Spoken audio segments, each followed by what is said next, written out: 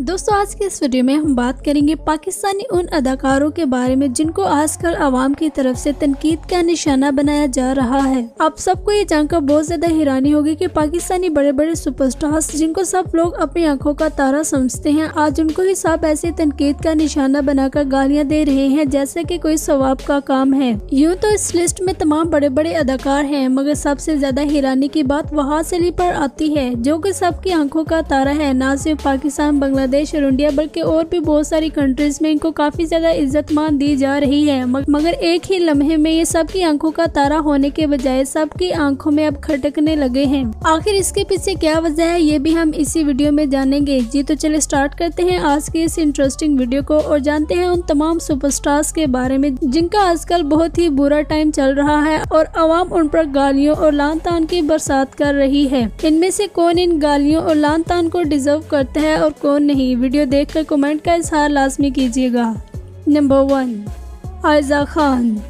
दोस्तों नंबर 1 पर हमारे पास आती हैं आयजा खान। जैसा कि आप सब जानते हैं कि आयजा खान इस वक्त इंडस्ट्री में मौजूद ना सिर्फ कामयाब तरीन अदाकारा हैं बल्कि इंडस्ट्री में मौजूद एक अमीर तरीन और खूबसूरत अदाकारा भी मानी जाती हैं। बड़े बड़े प्रोजेक्ट्स इनके हाथों ही रिजेक्ट होते हैं और जब भी कोई हाई बजट ड्रामा बनना होता है तो उसकी सबसे पहले ऑफर आयजा खान को दी जाती है। और अगर देखा जाए तो पाकिस्तानी तमाम सुपरहिट ड्रामों में से 80% ड्रामे तो आयजा खान के ही हैं और बाकी के जो 20% है वो भी आयजा खान के रिजेक्ट किए हुए हैं। जैसा कि तेरे बिन ड्रामा, ये भी सबसे पहले आयजा खान को ही ऑफर हुआ था, मगर उस ड्रामे से पहले आयजा खान दानिश तैमूर के साथ चांद तारा ड्रामा साइन कर चुकी थी, जिसकी वजह से इन्होंने तेरे बिन ड्रामे में काम करने से इनकार कर दिया था। मगर जैसे ही तेरे बिन सुपरहिट साबित हुआ तो फिर इन्होंने स्क्रीन के सामने आकर कहा कि ये ड्रामा पहले मुझे ऑफर हुआ था। अब सोचने की बात यह है कि वो अदाकारा जिसको अवाम की तरफ से इतना ज्यादा प्यार मिला और डायरेक्टर और प्रोड्यूसर भी जब भी कोई हाई बजट प्रोजेक्ट बनाते हैं तो जरा भी रिस्क नहीं लेते किसी और अदाकारा के हाथ से करवाने का, बल्कि आयजा खान को ही देते हैं। अब आखिर ऐसा क्या इन्होंने काम कर दिया कि इन पर लान तान शुरू की जा रही है। जैसा कि आप सब जानते हैं कि फलस्तीन पर जो जुल्म हो रहे हैं वो किसी से भी ढके छुपे नहीं।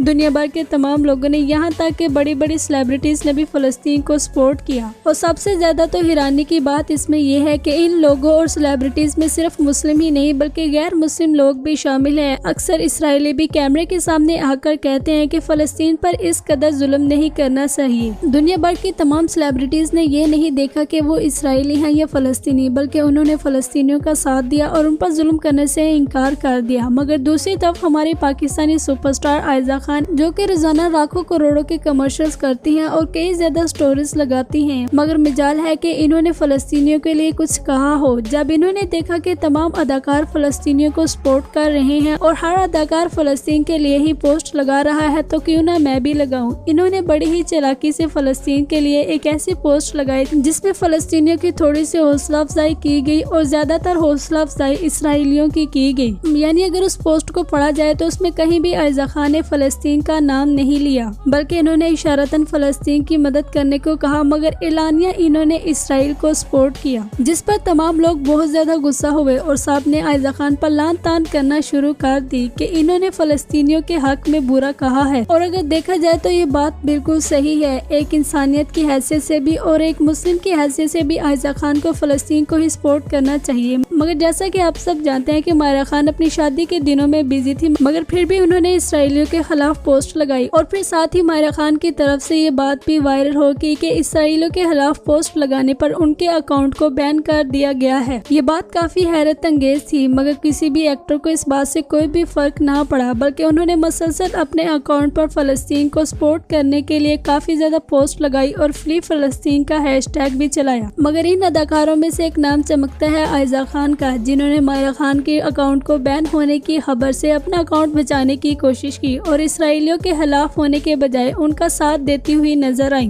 मगर ऐसा भी नहीं कहा जा सकता कि आयजा खान ने फलस्तीनियों के लिए बिल्कुल बुरा कहा है, बल्कि इन्होंने फलस्तीनियों की मदद करने को भी कहा है। मगर आवाम कहाँ किसी की सुनती है, मगर आवाम को तो सिर्फ इनकी वो स्टोरी दिखाई देती है जिसपे इन्होंने इसराइलियों को सपोर्ट किया हुआ है। अवाम का कहना है कि आयजा खान एक आजाद मुल्क में रहते हुए भी गुलामों की तरह जिंदगी जी रही है। इतनी ज्यादा दौलत और ऐश-ओ-इशरत होने के बावजूद भी ये कोई आजाद फैसला नहीं कर सकती, बल्कि ये भी कठपुतली है और इसराइल इनका अकाउंट न बैन कर दे, इस लालच में इन्होंने इसराइल को सपोर्ट किया और मुसलमानों की मदद न की। जैसे कि आप सब जानते हैं कि अजहान इंटरनेशनल ब्रांड के साथ काम करती हैं और रोजाना के ये करोड़ों रुपए कमाती हैं। अब उन इंटरनेशनल ब्रांड में से सबसे ज्यादा ब्रांड्स इसराइलियों के हैं और अगर आयजा खान अपने अकाउंट पर कोई ऐसी चीज डालती है तो वो इनका अकाउंट बैन कर देंगे, जिसकी वजह से आयजा खान ने मजबूरन ऐसा कुछ भी नहीं किया, बल्कि इन्होंने मुनाफिकाना पोस्ट लगाई, यानी दोनों को ही ये सपोर्ट कर रही हैं, जिस पर आवाम काफी ज्यादा गुस्सा हुई और आवाम ने इन पर लान तान करना शुरू कर दी कि आप जैसे मुनाफिकों को फलस्तीन की कोई भी जरूरत नहीं, आप उनको सपोर्ट करें या ना करें, उनको आपकी सपोर्ट से कोई भी फर्क नहीं पड़ता, बल्कि आप जाके इसराइलियों के वॉशरूम साफ करें। इवन के कुछ लोगों ने आयजा खान को इसराइली एजेंट भी कह दिया, जो कि मुझे लगता है कि नहीं कहना चाहिए। आवाम की तरफ से गालियों और तनकीद को देखते हुए आयजा खान ने दोबारा एक पोस्ट लगाई और उस पर इन्होंने कहा कि मेरे कहने का हरगिज भी मतलब ये नहीं था कि इसराइल अच्छा कर रहा है और फलस्तीन पर जुल्म होना चाहिए, मगर वो पोस्ट भी इनके हक में अच्छी न साबित हो सकी, क्योंकि इनकी वो पोस्ट भी मुनाफिकाना थी। इन्होंने वो पोस्ट इस तरतीब से लगाई थी कि अगर इसराइली पढ़े तो उनको लगे कि ये उनके साथ है और अगर फलस्तीनी पढ़े तो उनको लगे कि ये उनके साथ हैं, जिस पर दोबारा आवाम भड़क उठी और इन पर लान तान करना शुरू कर दी। अब इन पर लान तान करना बनती है या नहीं, ये कमेंट कर आप ही बताएंगे।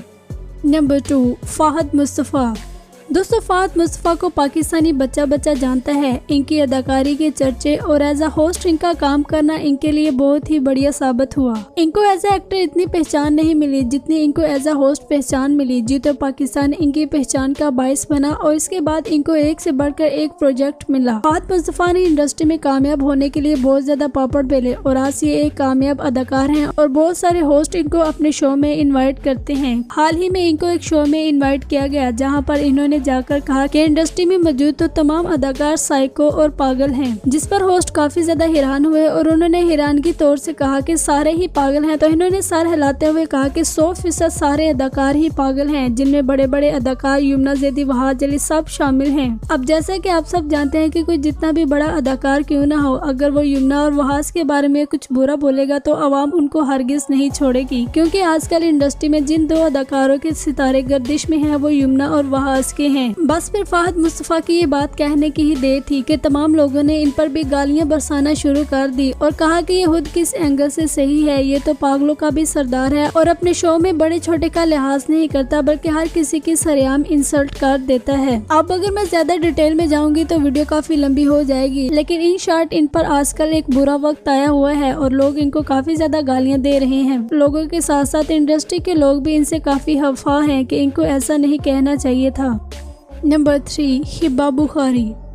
दोस्तों, हिबा बुखारी ने जब इंडस्ट्री ज्वाइन की तो इन्होंने बहुत कम अरसे में बहुत ज्यादा शोहरत हासिल की, जिसकी सबसे बड़ी वजह इनकी खूबसूरती और अलग अंदाज था। इन्होंने कभी भी बोल्ड ड्रेसिंग नहीं की, मगर होता कुछ यूँ है कि कुछ अर्सा पहले इन्होंने लक स्टाइल अवार्ड पर एक इंतहाई नाउमीदी वाली ड्रेसिंग कर दी। इतने अरसे से पाकिस्तानी अवाम को इन पर बहुत ज्यादा नाज था और बहुत सारे यूट्यूबर्स तो इनको सल्यूट भी करते थे कि इन्होंने कभी भी बोल्ड ड्रेसिंग नहीं की, मगर वही मान इन्होंने लक स्टाइल अवार्ड पर तोड़ दिया। अब अवाम का कोई मान तोड़े तो अवाम उसको इजीली जाने नहीं देती, बल्कि उस पर काफी ज्यादा गालियों की बोलचाल करती है। बस फिर हिबा बुखारी के साथ भी कुछ ऐसा ही हुआ। मैंने भी इनके बारे में एक वीडियो बनाई थी कि ये इंतहाई डिसेंट ड्रेसिंग करती हैं, मगर इन्होंने मुझे भी काफी ज्यादा डिसअपॉइंट कर दिया। जैसे ही इनको पता चला कि अवाम को इनकी ये ड्रेसिंग बिल्कुल भी हजम नहीं हो रही और साथ ही जब दूसरा IPP अवार्ड लॉन्च किया गया तो वहाँ पर इन्होंने एक इंतहाई ड्रेसिंग की ताकि अवाम की जानिब से तारीफें समेट सके, मगर पाकिस्तानी अवाम तो फिर पाकिस्तानी अवाम ही है। जब भी किसी में कोई गलत नुक्ता देख ले तो फिर बस उसी नुक्ते की प्रमोशन करती रहती है, फिर चाहे कितने भी अच्छे नुक्ते क्यों ना आए उनको बिल्कुल भी नहीं देखती। हिबा बुखारी को आज भी इनकी लक स्टाइल अवार्ड वाली ड्रेसिंग की वजह से काफी ज्यादा तनकीद का सामना करना पड़ता है। इवन की इंडस्ट्री में भी बड़े बड़े अदाकार ये कहते थे कि हिबा बुखारी एक इंतहाई डिसेंट अदाकारा है। वो ड्रामे जिनमें इनको एक बोल्डिश लड़की का किरदार निभाना होता है वहाँ भी ये इंतहाई डिसेंट ड्रेसिंग करती है और अक्सर ये लूज कपड़े पहनती है। अब उन सब का हिबा बुखारी ने मुंह बंद करवा दिया है, मगर यूँ लगता है कि इस पर हिबा बुखारी को काफी ज्यादा अफसोस है, क्योंकि उस वाक़े के बाद इन्होंने दोबारा कभी भी इस तरह की ड्रेसिंग नहीं की।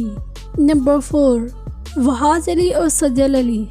दोस्तों नंबर 4 पर हमारे पास है वहाज अली और सजल अली। जैसा कि आप सब जानते हैं कि ये दोनों काफी ज्यादा तवज्जो का मरकज बने हुए हैं। वहाज अली जो कि काफी अरसे से पाकिस्तानी ड्रामा और फिल्म इंडस्ट्री में काम कर रहे हैं, आज तक किसी को भी इनसे कोई शिकायत ना हो सकी। इवन कि जिस अदाकारा ने भी इनके साथ काम किया उन्होंने यही कहा कि वहाज अली के साथ काम करते हुए जो सिक्योरिटी आपको महसूस होती है वो किसी और अदाकार के साथ काम करते हुए नहीं महसूस होती। इवन कि जब इन्होंने तेरे बिन ड्रामे में काम किया तो तेरे बिन ड्रामे में आने वाली मरियम बाजी ने भी इनके बारे में कहा था कि वहाज अगर सेट पर होता है तो तब भी पॉजिटिव थिंकिंग आना शुरू हो जाती है कि ये बंदा सेट पर है, कुछ भी गलत नहीं हो सकता। मगर फिर होता कुछ यूँ है कि वहाज अली सजल अली के साथ एक वेब सीरीज साइन कर देते हैं, जिसकी वजह से इनकी तमाम बनाई गई इज्जत एक लम्हे में ही कुचल दी जाती है। इस सीरीज में क्या था और इसको क्यों बैन किया गया, इस टॉपिक पर हमारे चैनल पर आगे ही एक वीडियो मौजूद है जो कि आपको एंडिंग स्क्रीन पर मिल जाएगी, आप देख सकते हैं। वहाज अली ने जब ये सीरीज साइन की तो इसके थोड़े से शॉर्ट्स क्लिक आए थे जिसको अवाम की जानिब से बहुत ज्यादा पसंद किया गया और अवाम बहुत ही क्यूरियस थी कि कब वहाज अली की न्यू वेब सीरीज आएंगी और वो इसको देखेंगे। मगर जैसे ही वहाज अली की न्यू वेब सीरीज आती है तो उसको फौरन ही बैन कर दिया जाता है। जब उसके पीछे की वजह जानी जाती है तो अवाम बहुत ज्यादा मायूस हो जाती है और मायूस होना बनता भी है। ऑनेस्टली स्पीकिंग अगर मैं कहूँ तो मुझे भी बिल्कुल उम्मीद नहीं थी कि वहाज भाई कुछ इस तरह का कॉन्ट्रैक्ट साइन कर सकते हैं। इनकी इस वेब सीरीज को लेकर अवाम के दरमियान एक हलचल सी मच गई और लोगों ने इनको तरह तरह के नाम देना शुरू कर दिया, जिनमें से एक ठरकी नाम हाईलाइट किया गया जो कि मेरे ख्याल से नहीं कहना चाहिए क्योंकि वहाज अली की ये पहली वेब सीरीज थी और वो वाकई ही इस वेब सीरीज में काम करने पर बहुत ज्यादा शर्मिंदा है। कुछ लोगों का कहना है कि ये प्रोड्यूसर और डायरेक्टर्स की एक चाल थी कि वो वहाज अली को कोई ऐसा प्रोजेक्ट दे जिसकी वजह से उनका नाम ट्रेंडिंग से थोड़ा सा नीचे आ जाए, क्योंकि जब से तेरे बिन ड्रामा चला है तब से लेकर आज तक ट्रेंडिंग पर एक ही नाम रहता है और वो है वहाज अली। और एक्ट्रेस की जानिब से अगर देखा जाए तो उनमें से यमुना जैदी का है। अब इस बात में कितना सच है कितना नहीं ये तो वहाज अली ही जानते हैं, और अगर डायरेक्टर और प्रोड्यूसर का कसूर भी माना जाए तो कहाँ अक्ल में बात आती है, क्योंकि वहाज अली को जब पता था कि इस सीरीज में ये चीजें हैं तो इनको तब ही इनकार कर देना चाहिए था। दोस्तों इनके अलावा भी और भी 5 अदाकार हैं जिनको आजकल अवाम की तरफ से तनकीद का निशाना बनाया जा रहा है और खूब गालियों से नवाजा जा रहा है। अगर आप उनके बारे में भी जानना चाहते हैं तो पार्ट 2 का कमेंट करें। उम्मीद है आज की वीडियो आपको पसंद आई होगी। कमेंट करके अपनी राय का इजहार करें, चैनल को सब्सक्राइब कर ले और बेल आइकन पर भी प्रेस कर दें। इंशाल्लाह मिलते हैं नेक्स्ट वीडियो में।